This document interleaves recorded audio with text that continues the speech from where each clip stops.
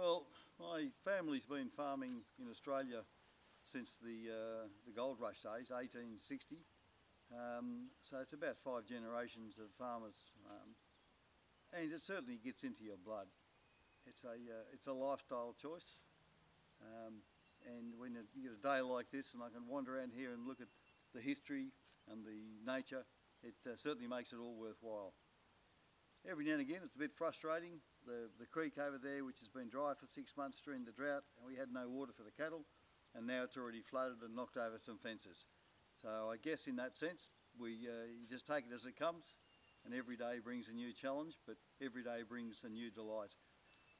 In the last few weeks around here there's been some goannas, really big monitors running through here, and this morning we had a 7-foot red belly black snake, a gorgeous specimen, out having some morning sun just before he goes into hibernation.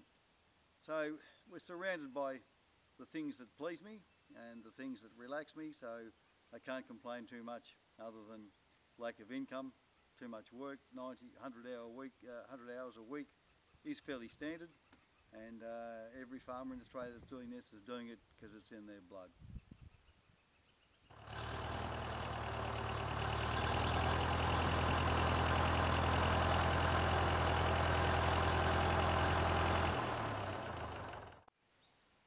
This tree has been assessed as being over 600 years of age.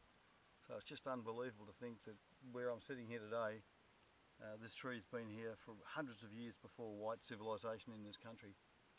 And as we'll see in a minute, down below here, there's a fair bit of erosion that comes out of from this creek, coming out of the hills from Beechworth.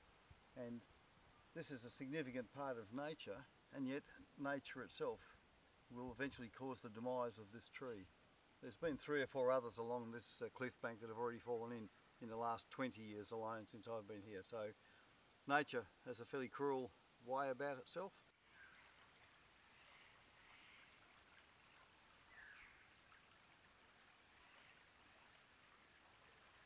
Well, here we are in early June, and we've got a beautiful blue sky, sunny day, and that's a time, I guess, to reflect on life as well as a farming life. As I speak to you today, my 94-year-old dad is very, very ill in a nursing home, and he's a tough old bugger that's done it hard all his life.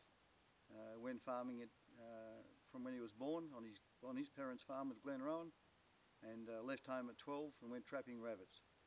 So I guess the thing that I would hope that farming families can pass on to their children and their children's friends and the wider community is a love of the land, the spirit of community that farming people generally have, the sense of history that we tend to have, and I think to some sense in the section where we are now, we've planted about 4,000 to 5,000 trees and made a wildlife corridor. I guess I'd like people to understand that most farmers have a fairly deep commitment and love of what they do and the land, their influence on the land and the seasons and the health of the environment. And I think I would say that we're all pretty committed to good outcomes for future generations in that sense.